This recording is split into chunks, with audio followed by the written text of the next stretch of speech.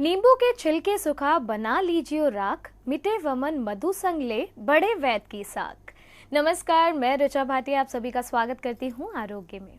दोस्तों, आयुर्वेद न सिर्फ एक चिकित्सा पद्धति है बल्कि स्वस्थ जीवन जीने की एक कला है। हम जीवन कैसे जिए, हम अच्छा स्वास्थ्य कैसे प्राप्त करें और अच्छे स्वास्थ्य के आधार पर सुख और शांति का आनंद कैसे उठाएं, इसकी शिक्षा आयुर्वेद ही हमें देता है। तो आइए अपने प्रोग्राम की शुरुआत करते हैं और बिना देर के स्वागत करते हैं हरिद्वार कनखिल के जाने माने वैद्य दीपक कुमार जी का। वैद्य जी, आपका बहुत बहुत स्वागत है आरोग्य में। और हमेशा की तरह आज भी प्रोग्राम की शुरुआत करेंगे आपके ही एक स्वस्थ पेशेंट के साथ।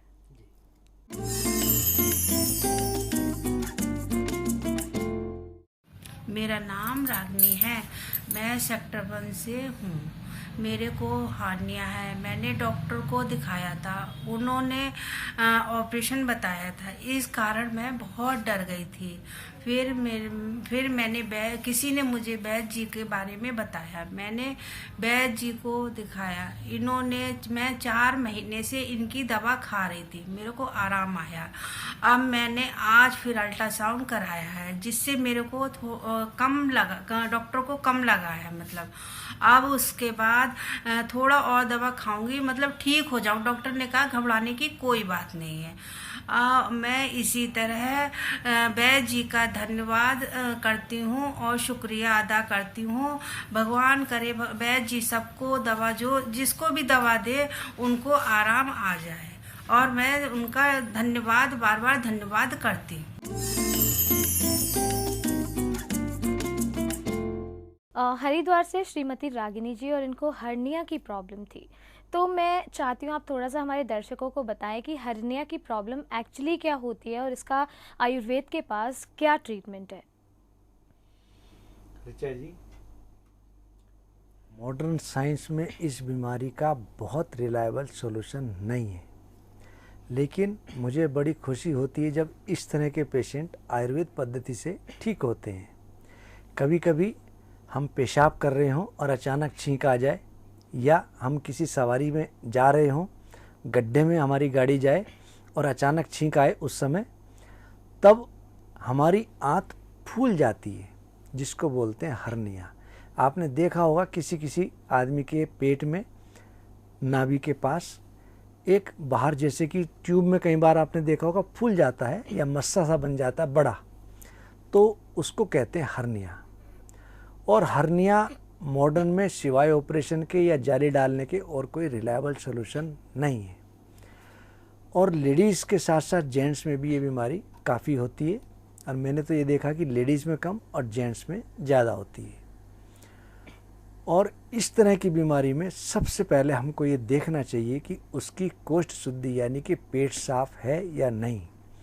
जब शौच इत्यादि में जब पेशेंट जाता है करने के लिए, तो जोर लगाने से वह आंत और फूल जाती है, तब बहुत दिक्कत महसूस होती है।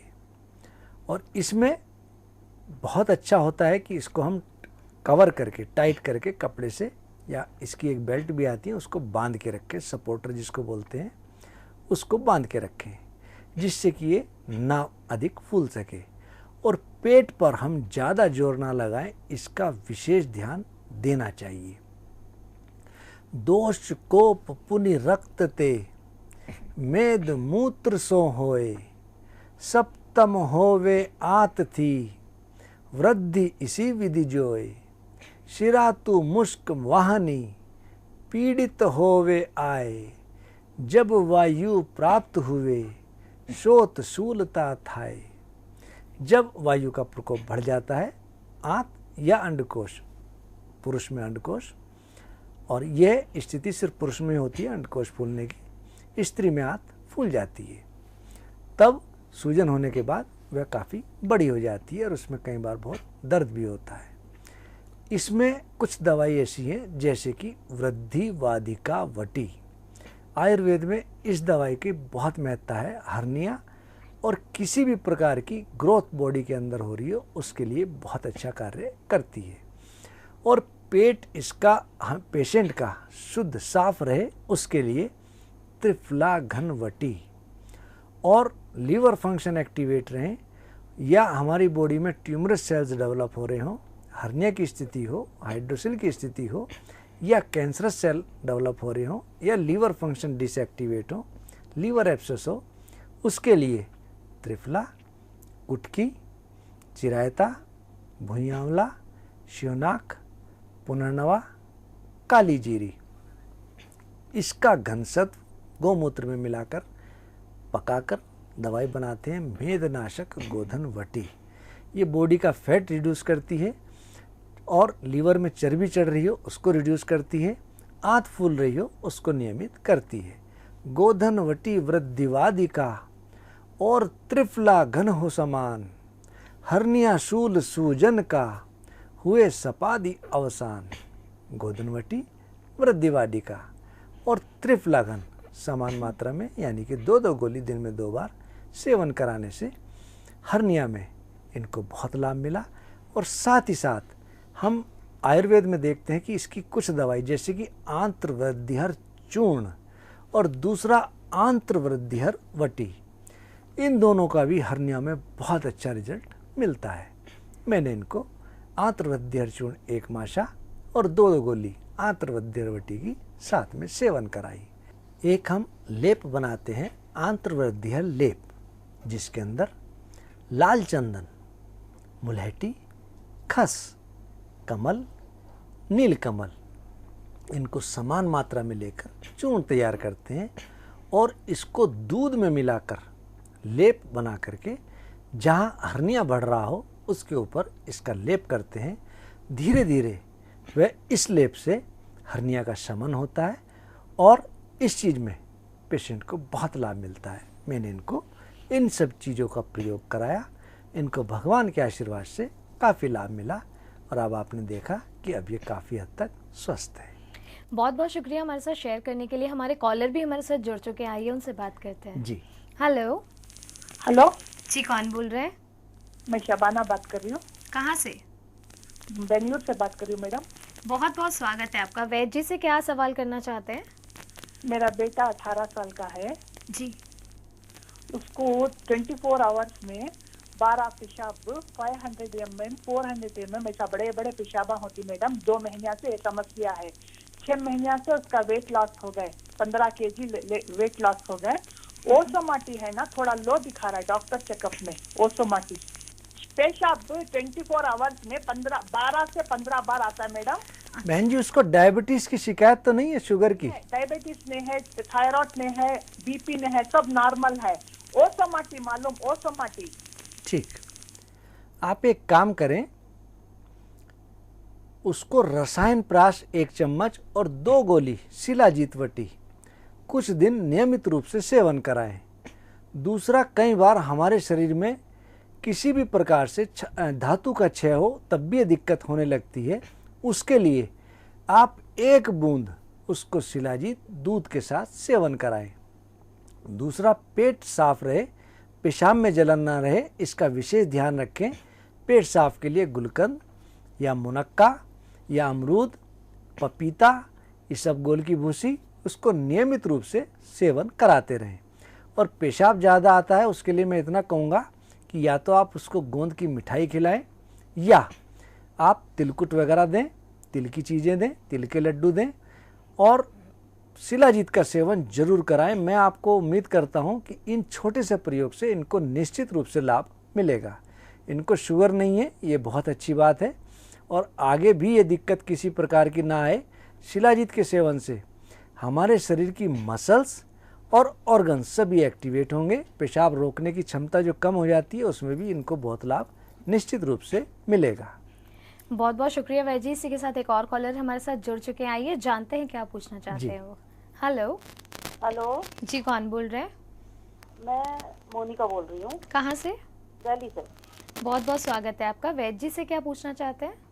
मैं ये पूछना चाहती हूँ वैसे से कि मेरा बेटा है 13 साल का इस समय जी। और जब वो बचपन से ना उसको कोल्ड कफ की बहुत ज्यादा प्रॉब्लम रहती है। उसकी ना अभी आयुर्वेदिक का हम लोग इलाज करवा रहे हैं 4-5 साल से। उसका इम्यूनिटी लेवल बहुत डाउन बताते हैं उसका, और उसका लीवर की प्रॉब्लम बताई है कि लीवर की मेडिसिन चल रही है उसकी। उसको जैसे मौसम चेंज होता है तो उसको कोल्ड कफ बहुत ही ज्यादा है और पहले उसका 2 बार ऑपरेशन भी हो गया कि उसके कान में चला जाता था और पर्दे के पीछे चिपक जाता है। तो उसके ग्रोमेट भी 2 बार लग चुके हैं, और एक बार एंड्रॉइड का जो होता है नोज का ऑपरेशन वो भी हो चुका है, जिसमें हड्डी बड़ी भी कहते हैं, वो भी करवा दिया है। अब 3-4 साल से ये है कि कान में तो नहीं जाता, लेकिन उसको कोल्ड कफ बहुत ज्यादा लगा रहता है हर समय। बहन जी, इसका निश्चित रूप से समाधान हो जाएगा। आप मुझे ये बताएं, उसको लीवर में क्या दिक्कत है? लीवर में दिक्कत ऐसी कुछ नहीं है, लेकिन उसको डॉक्टर जो हमारे आयुर्वेदिक वाले अरुण में है या दिल्ली में, 3 साल से उनका इलाज चल रहा है, उन्होंने ये बताया कि इसको खाना हल्का ही देना है, इसका इम्यूनिटी लेवल डाउन है, इसको हैवी चीज नहीं पचती है, इस वजह से इसको कोल्ड कफ होता है। ठीक बहन जी, कफ एंड कोल्ड के लिए मैं एक छोटा सा प्रयोग बताता हूँ। एक दिन में 1 से 2 बार नियमित रूप से उसको आप गर्म पानी की भाप जरूर दें।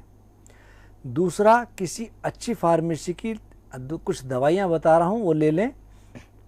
10 ग्राम सीतोपलादी चूर्ण, 10 ग्राम गोदंती भस्म और महालक्ष्मी विलास स्वर्णयुक्त 1 ग्राम, और त्रिकटु यानी कि सौंठ, काली मिर्च और पीपली का चूर्ण जिसको कहते हैं त्रिकटु, आप इसमें 2 ग्राम मिला करके 10 ग्राम सीतोपलादी, 10 ग्राम गोदंती, 1 ग्राम महालक्ष्मी विलास स्वर्णयुक्त और 2 ग्राम त्रिकटु चूर्ण, इन चारों को मिला लें और इसकी 12 पुड़ियाँ बना लें।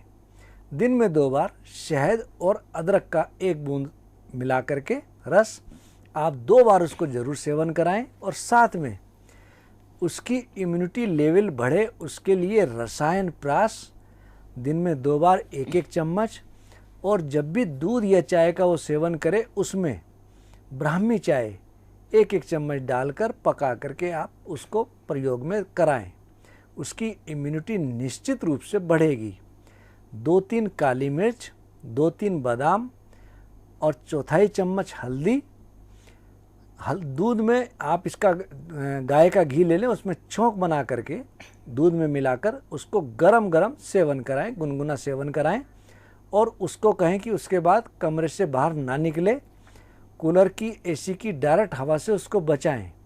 मैं उम्मीद करूंगा कि इस छोटे से प्रयोग से उसको महीने भर के अंदर निश्चित रूप से लाभ मिलेगा। उसकी नाक के लिए बहुत अच्छा होगा या तो गाय का घी या सरसों का तेल, और सबसे अच्छा रहेगा कि षडबिंदु तेल आप दोनों नसिका में 3-3 बूंद उसकी एक बार जरूर डालें। उसकी सब समस्याओं का निदान होगा, समाधान होगा, ऐसा मैं पूर्ण रूपेण उम्मीद करता हूँ। बहुत बहुत शुक्रिया वैद्य जी, मुझे पूरा यकीन है ये सोल्यूशन उनके कहीं ना कहीं ज़रूर काम आएगा। और मैं आपसे बस इतना कहना चाहूँगी, जो भी औषधियाँ वैद्य जी ने बताई हैं वो आप आदर्श आयुर्वेदिक फार्मेसी से भी ऑर्डर कर सकती हैं। नंबर्स आपके सामने हैं, इन नंबर्स पे कॉल कीजिए, और अगर आप वैद्य जी से बातचीत करना चाहते हैं तो भी यही नंबर्स हैं, आप उनसे बातचीत कर सकते हैं। वैद्य जी का फेसबुक पेज ज्वाइन करना मत भूलिएगा, जो है आदर्श आयुर्वेदिक फार्मेसी, और हमारा यूट्यूब चैनल है आदर्श आयुर्वेदिक, ज़रूर सब्सक्राइब करें, आज ही सब्सक्राइब करें। फिलहाल वक्त हो चला एक छोटे से ब्रेक का, आप कहीं जाइएगा नहीं, हम जल्द लौटेंगे।